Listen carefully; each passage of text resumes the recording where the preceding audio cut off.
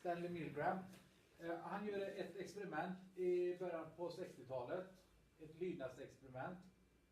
För att människorna som lever då, de blir väldigt fascinerade av det som händer under världskriget och väldigt frågande. För att det händer väldigt mycket under världskriget som man rent psykologiskt inte kan förstå. Hur vanliga människor, vanliga pappor oftast då, kan gå från att vara vanliga människor till ganska kallblodiga mördare. Och utan betänklighet och skjuta ihjäl folk och koncentrationsläger och allt detta. Och då tänker man att kanske det finns en socialpsykologisk förklaring på detta. Och då vill den här mannen då, som heter Stanley Milgram, han vill undersöka hur människor kan påverkas att göra saker som går mot deras eget samvete, mot deras egna värderingar. Och ta fram ett experiment, och det är det som vi ska titta på strax. Han tar fram en apparatur som ser ut så här. Det är en chockgenerator som man ger elchocker, i alla fall säger de det, till en person som sitter i andra rummet. Och det andra rummet är bakom glaset här. Framför den här apparaten sätter man då försökspersonen i fråga. Som då ska ge personen i andra rummet, som han inte ser, han ser inte personen. Han ska ge personen en chock. För de har förklarat för honom att man ska pröva ett nytt sätt av inlärning. Att svarar man fel så får man en elchock. Och eftersom det är en hel radda med olika knappar, så börjar man alltid med väldigt, väldigt lite el och får en stöt. Aj! För att sen öka på. Och här någonstans går det till bli rent dödliga doser av el. Så att trycker man här uppe och skickar in personen i alla gånger, så hade det inte varit fake alltihopa, så hade det personen dött. Twisten på detta är då att bredvid den här försökspersonen så sitter det bakom en person i vit rock i form av en vetenskapsman. Som med lite enkel påtryckning säger att fortsätt du, eller det är viktigt att du fortsätter. För den här personen, när han ger en chock, så börjar den andra i andra rummet skrika, för det är en skådespelare givetvis. Och då är det väldigt intressant, hur långt är den här personen beredd att gå, skicka elchocker i den bredvid som sitter och skriker. Det är själva experimentet som Milgram tar fram. Och får ju också fram ett resultat. Och det finns ju en anledning varför vi tittar på detta nu. Vi tittar på filmen först.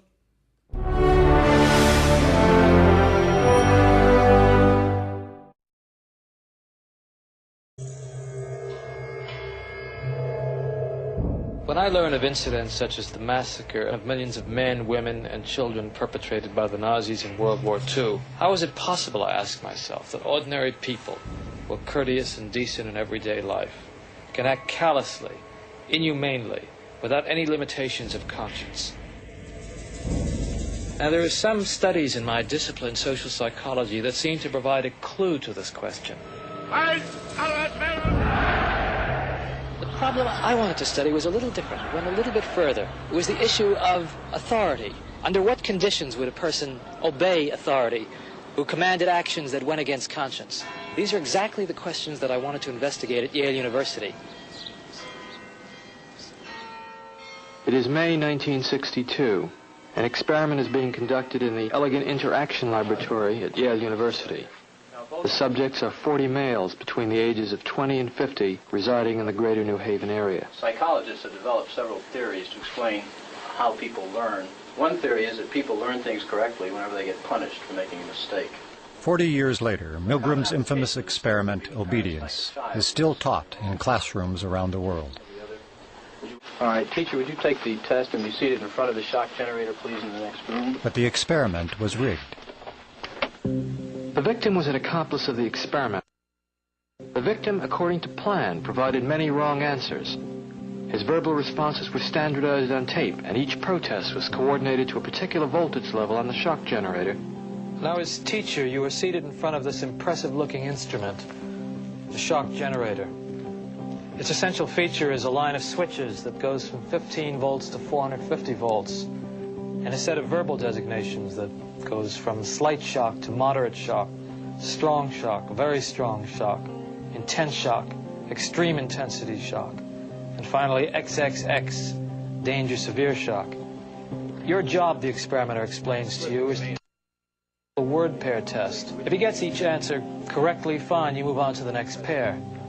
But if he makes a mistake, you were instructed to give him an electric shock, starting with 15 volts. And you increase the shock one step on each error. That is incorrect. This one will be 195 volts. The learner was hidden from the teacher by a partition. Dance. Of course, this was all a simulation. Nothing was really happening. But the learner made very convincing sounds of pain as the shocks increased. This will be at 3:30. And Milgram found, surprisingly and rather horrifyingly, that the majority of people would actually go right to the very highest level if there was some pressure from a man in a white coat who said things like, It's absolutely essential that you continue. Continue, please. Let me out of here. My eyes bother me. Go on. Let me out. in fact, about 65% of the people who he studied, who were normal volunteers from the ordinary population, actually gave the maximum number of volts. This man was one of those 65%. This one will be 195 volts. The correct one. Let me out of here. Slow. Let me Dance. out of here. My eyes bother me. Let me out of here. You have no right to keep me here. Let me out. Let me out of here. Let me out. Continue, please. Let me out of here. My eyes bother me. Let Go me on. out. Let me out. Responsible for it. Red. That is incorrect. This will be at 3:30. The correct phrase is rich Let me out of boy. here. Let me out of here. My eyes bother me. Let me out, I tell you. Let me out of here. Let me out of here. You have no right to hold me The here. next phrase is Let me fast. out. Let me out. Let me out. Let me out of here. Let me out. Bird, Let me car, train, plane. Eventually, the learner pretended to be unconscious.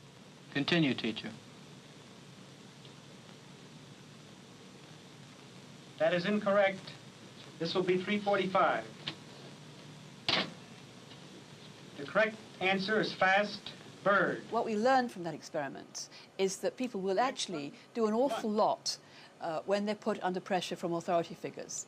And the problem is, of course, that when we obey the unjust authority figure, the person who gives us immoral commands, then, of course, awful things can go wrong.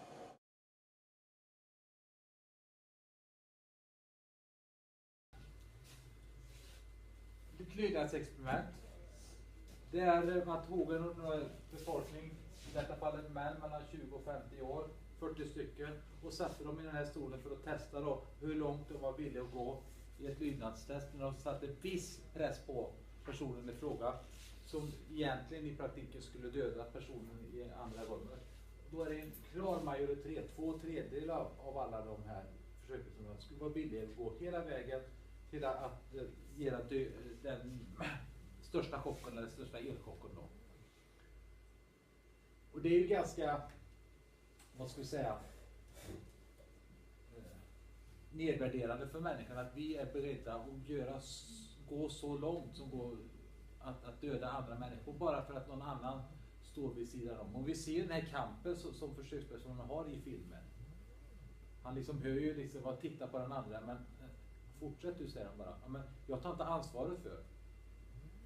Och just där ligger ju själva problematiken eller anledningen varför man då fortsätter är att någon annan har ansvaret. Då kan jag alltså fortsätta med det här som i praktiken betyder döda andra människor. Och jag vet inte hur duktig han är på kroppsspråk, men han hör detta och det är viktigt att fortsätta, så tar han sig på örat. Var det någon som lade märke till det? Det är typiskt att nu hörde han någonting som han inte ville höra. Men vad gör han? Han fortsätter. Och det här experimentet har gjorts om i nyare tappningar. Tyvärr har jag inte hittat någon bättre film än detta.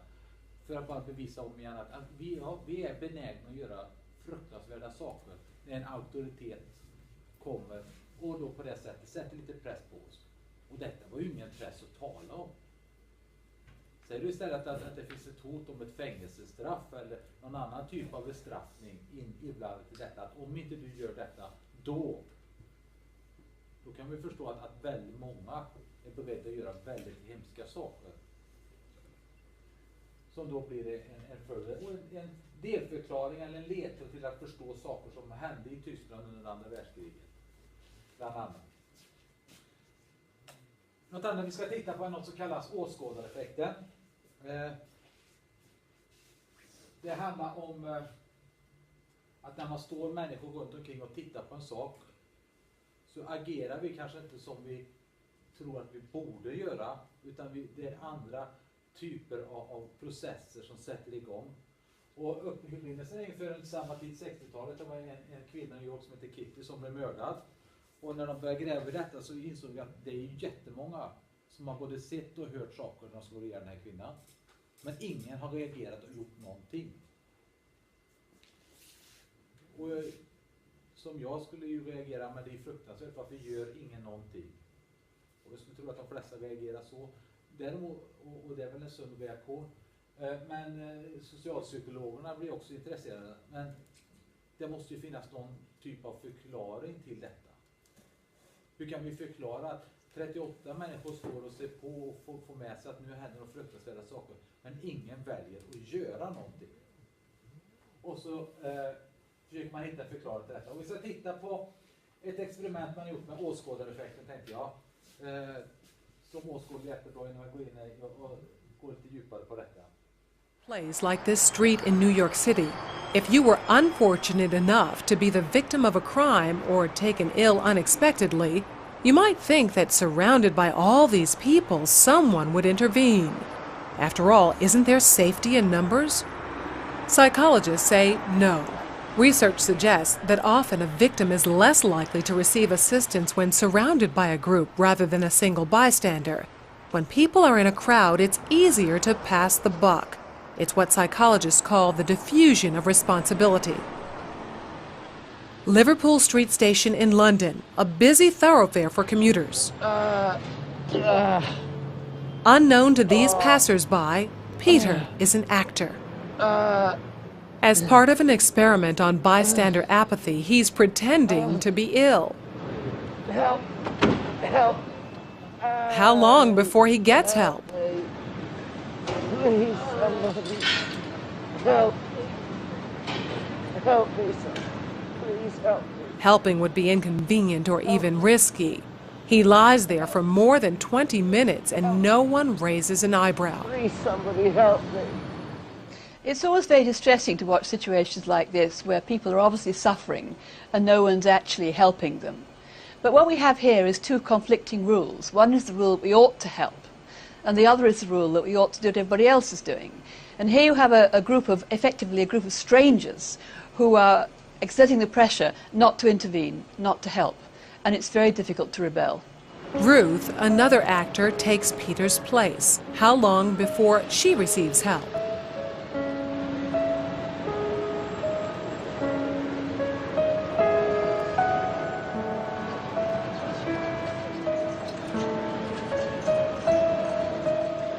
Four minutes later, and 34 people have passed without stopping. Well, people don't really want to know. They just haven't got the time. Well, they have got the time, they just don't want to get involved. Unwittingly, these strangers have silently formed a temporary group with a rule: don't get involved. They're afraid to stand out from the crowd and won't take action if no one else does. This woman has clearly spotted Ruth, but she conforms to the rule and does nothing. Watch what happens, though, when someone else helps. You alright? You alright? Yes, thank you. Sure, you look a bit clicky, you know what I mean? She suddenly finds herself in a different group with a new rule: to help. You want to sit up? She don't look well, does she? You alright, yeah? Yes, you are. First I thought she was dead. Then I sort of checked to see if she was breathing or not.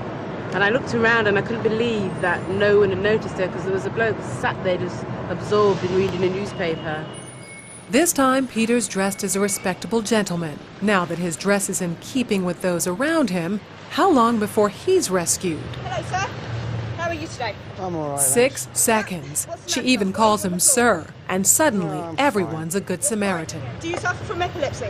No. Why you're lying on the floor in the rain? Because he's part of the right group, everyone wants to help.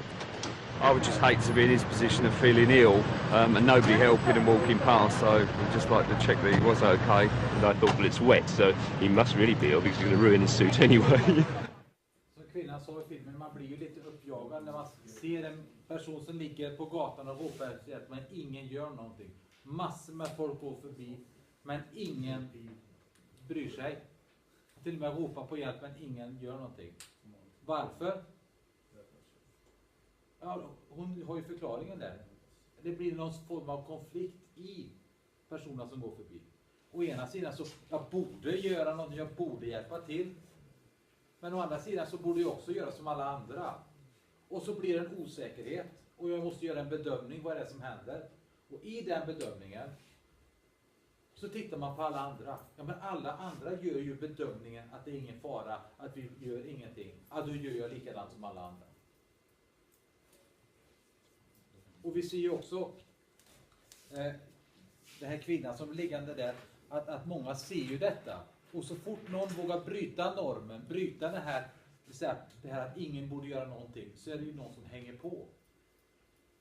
Att en kille går fram och säger, hur är det här? Och helt plötsligt så är det en till som hänger på. Och då får man ju hjälp. Och den sista, och det är ju trevligt att de vill hjälpa mannen i kostym, men det är också lite pinsamt att den som är bäst klädd får mest hjälp, den som man identifierar sig allra mest med, för det var ju mest kostymnissar som gick på gatan där från början, den får hjälp med en gång. Så det är ju väldigt tydligt att vi gör skillnad på person. Den som ser lite mer lodisaktig ut, som den första killen med jeans och bara en rock på sig, fick ingen hjälp, men den med fin kostym fick ju hjälp med en gång, för att han kan ju förstöra kostymen, sa ju killen sist, och det kan man ju tycka är lite cyniskt. Och är det så här vi människor funkar? Är det inte självklart att vi bara hoppar in och hjälper till? Om du går fram på stan här och så ligger en tant kapsejsad i diket eller i en buske med rollatorn. Hjälp! Hjälper vi då? Jag lovar att 100% skulle svara ja, det gör vi. Men kanske inte i praktiken. För plötsligt så inser man att hon väger ju 100 pannor, det orkar jag aldrig att gå förbi. Men alla andra går förbi, varför ska jag göra någonting? Lilla jag.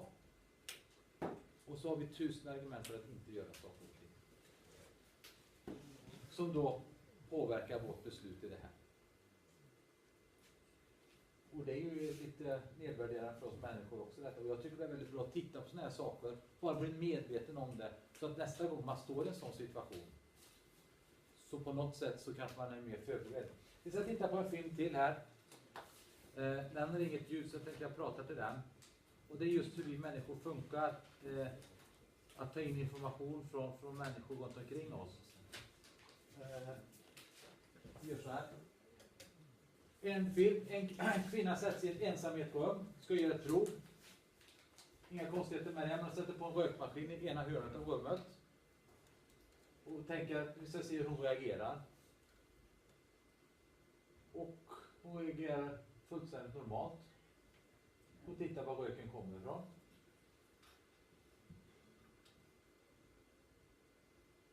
Hon går sedan ut och då säger till att här är någonting som det inte ska vara. Ingen kost med det. Det finns ingen psykolog för att fatta detta. Men om vi sätter en kvinna här som en försöksperson och rummet fullt med andra personer som är tillsagda att reagera inte på röken. Alla vet att det ska börja ryka i rummet, utom hon. Vad händer då när hon upptäcker röken? Där upptäcker hon röken. Och börjar fundera. Hur lång tid tror du det tar innan hon reagerar? Förslag? 2 minuter. 2 minuter. Fler förslag? 1 minut. För varför reagerar hon inte? För ingen annan gör det. Hon vill inte sticka ut. Om alla bedömer inte ens ser röken, varför skulle jag göra det? Och där har det gått 5 minuter.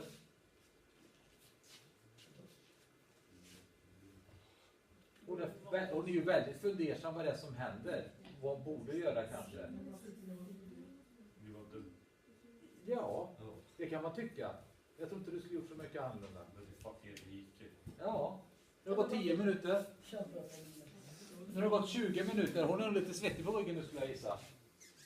Och det som händer är att nu kommer försöksledaren in och avbryter alltihopa.